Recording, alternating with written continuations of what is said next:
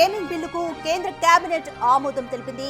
Online betting ను ఇకపై తీవ్ర నేరంగా పరిగణించాలని కేంద్ర సర్కార్ నిర్ణయించింది. డిజిటల్ ప్లాట్ఫామ్స్ వేదికగా బెట్టింగ్ కు పాల్పడితే శిక్ష తప్పదని, భారీ జరిమానాలు విధించేలా ఆన్లైన్ గేమింగ్ బిల్లును రూపొందించినట్లుగా తెలిపింది. ఈ బిల్లును బుధవారం లోక్సభలో ప్రవేశపెట్టాలని కేంద్ర సర్కార్ భావిస్తోంది. ఇకపై ఆన్లైన్ గేమింగ్ ప్లాట్ఫామ్స్ పై కేంద్రమే నేరుగా నిఘా పెట్టనుంది. ఆన్లైన్ బెట్టింగ్ యాప్స్, వెబ్సైట్స్ ఆగడాలకు మన దేశంలో వందల మంది ప్రాణాలు కోల్పోయారు.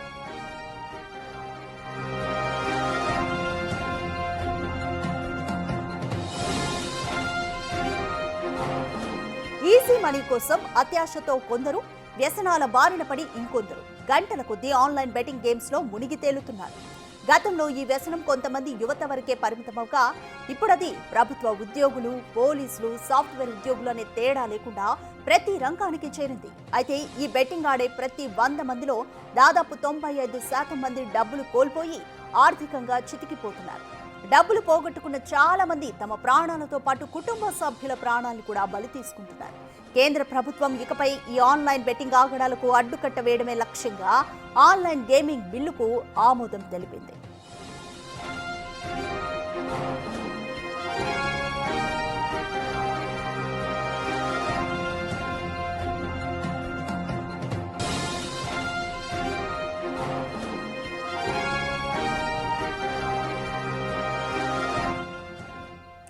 దీనికి సంబంధించి మోర్ డీటెయిల్స్ మా ప్రతినిధి శివ అందిస్తారు. రైట్ శివ, బుధవారం అంటే ఈరోజు లోక్సభలో కీలకంగా 4 బిల్లులను ప్రవేశపెట్టబోతున్నారు. సో మొదటిగా చూసుకుంటే తీవ్రమైన నేరారోపణలు ఉన్న రాష్ట్ర లేదా కేంద్ర మంత్రుల్ని పదవి నుంచి అంటే 30 రోజుల పాటు 30 రోజులు కనుక వాళ్ళ మీద ఉంటే మాత్రం 31వ రోజు నుంచి పదవి నుంచి డైరెక్ట్గా తొలగించేటటువంటి ఒక బిల్లు. ఇంకొకటి గేమింగ్ యాప్స్కి సంబంధించి. సో ఈ 2 బిల్లుల్లోనూ స్పెసిఫిక్గా వాళ్ళు ఏమని మెన్షన్ చేస్తున్నారు?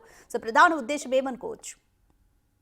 రైట్ రాధిక, ఇక రేపటితో పార్లమెంట్ వర్షాకాల సమావేశాలు ముగియబోతున్న నేపథ్యంలో పలు కీలక బిల్లులను ఈ 2 రోజులు ప్రవేశపెట్టాలని కేంద్ర ప్రభుత్వం యోచిస్తుంది. దానిలో భాగంగా మీరు చెప్పినట్లుగా ఈ క్రిమినల్స్ బ్యాగ్ ఎవరైతే ఉందో ఇటు ప్రజా పాలకులు ఎవరున్నట్టు కేంద్ర మంత్రులు కానీ, సీఎంలు కానీ, ప్రధానులు కానీ అటువంటి వారికి సంబంధించిన ఒక బిల్లు అని అంటే 4 రోజులకు సంబంధించి జైలు శిక్ష పడిన వారికి సంబంధించి చర్యలు తీసుకోవాలని ఒక బిల్లు ఒకటి ప్రవేశపెట్టబోతున్నారు. దానికి సంబంధించి ప్రధానంగా ఈ రోజు చర్చ ఏ విధంగా జరుగుతుంది అది కూడా చూడాల్సింది. దానితో పాటు ఆన్లైన్ గేమింగ్, ఈ గేమింగ్ పైన, ఆన్లైన్ గేమింగ్ పైన కేంద్ర ప్రభుత్వం ముక్కుపాదం మోపేందుకు ప్రయత్నాలు చేస్తుంది. దానిలో భాగంగానే నిన్న కేంద్ర కేబినెట్ సమావేశంలో దీనిపై ఈ యాప్ ను బ్యాన్ చేయాలి, గేమ్ ని బ్యాన్ చేయాలి ప్రధానంగా ఒక నిర్ణయం తీసుకున్న పరిస్థితి కనిపిస్తుంది.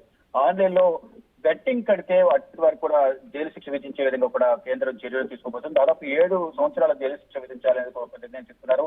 డిజిటల్ గేమింగ్ ను నియంత్రించడానికి ఆన్లైన్ గేమింగ్ బిల్లును కేంద్ర మంత్రివర్గం నిన్న ఆమోదించింది. ఈ రోజు ఈ చట్టాన్ని లోక్సభలో ప్రవేశపెట్టేందుకు కూడా సన్నద్ధమైంది. ఇక నిషేధిత బెట్టింగ్ యాప్ల తరపున ఎవరైనా ప్రచారం చేస్తే కనుక జరిమానా విధించేందుకు కూడా ఈ బిల్లు వీలు కల్పించే విధంగా కూడా ప్రతిపాదన పెట్టినట్లు కూడా తెలుస్తోంది.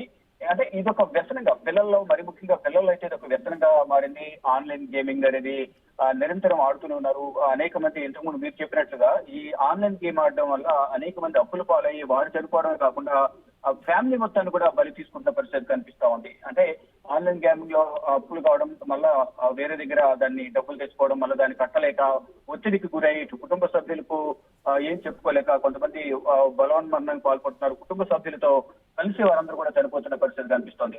పిల్లల జీవితాల్లో ఆన్లైన్ గేమింగ్ ప్రమాదంలో పడేస్తున్న నేపథ్యంలో ఇప్పటికే తల్లిదండ్రులకు కొన్ని సూచనలు చేసింది. ఇది కేంద్ర విద్యాశాఖ వారందరూ కూడా అప్రమత్తం చేసి వారికి అవగాహన కూడా కల్పిస్తున్న పరిస్థితి కనిపిస్తోంది. అనేక మార్గదర్శకాలను కూడా కేంద్ర విద్యాశాఖ జారీ చేసింది. ఇక మొత్తం గేమింగ్ లావాదేవీలు అలాగే రియల్ మనీ గేమ్ల ప్రకటనలను కూడా నిషేధిస్తూ కూడా కేంద్ర కేబినెట్ లో నిర్ణయం తీసుకున్నారు.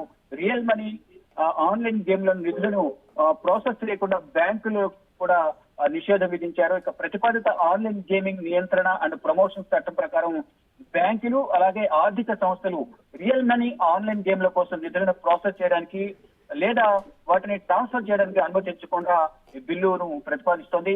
ఇక రియల్ మనీ గేమ్ ను ప్రోత్సహించే ప్రకటనలపై కూడా పూర్తిగా నిషేధం విధించే విధంగా కూడా చర్యలు తీసుకుంటున్నట్లు కూడా నిన్న ఈ కేంద్ర కేబినెట్ సమావేశంలో నిర్ణయాలు తీసుకున్నారు.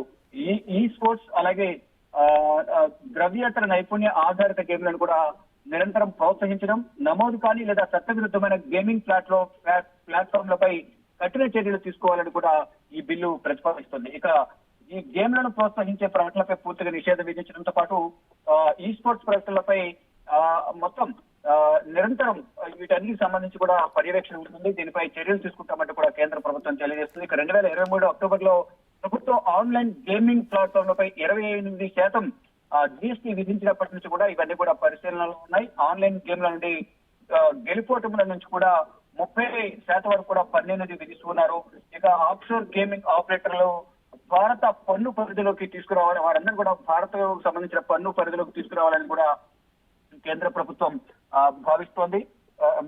డిసెంబర్ 2023లో భారతీయ న్యాయ సంస్థ చట్టం కింద కొత్త క్రిమినల్ నిబంధనలు అధికారిక బెట్టింగ్ క్రిమినల్ నేరంగా పరిగణించి 7 సంవత్సరాల వరకు కూడా జైలు శిక్ష అలాగే జరిమానాలు విధించే అవకాశం అయితే ఈ కొత్త చట్టం వల్ల ఉండే అవకాశం కనిపిస్తుంది. మొత్తంగా చూసుకుంటే ఈ ఆన్లైన్ బెట్టింగ్ యాప్లకు సంబంధించి కేంద్ర కేబినెట్ కీలక నిర్ణయం తీసుకున్న నేపథ్యంలో ఈ రోజు బిల్లు ప్రవేశపెట్టబోతున్నారు. దానికి సంబంధించి మరోవైపు ఈ క్రిమినల్ నేరాలకు సంబంధించి కానీ చరిత్రవాదులకు సంబంధించి మంత్రులకు సంబంధించి కానీ కేంద్ర మంత్రులకు సంబంధించి ఇటు రాజకీయ నేతలకు సంబంధించి కూడా చర్యలు తీసుకోవాలనే బిల్లును కూడా ఈ రోజు ప్రవేశపెట్టబోతున్నారు.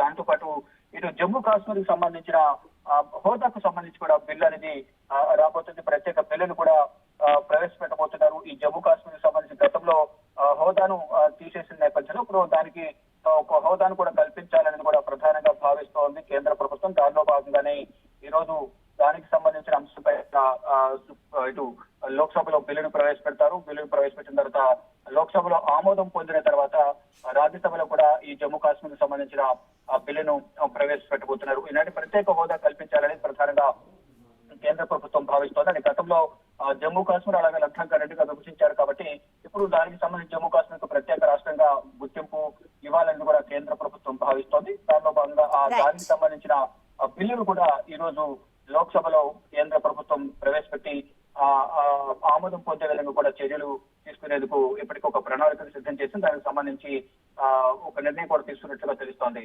Radhika, thanks for the update Shiva.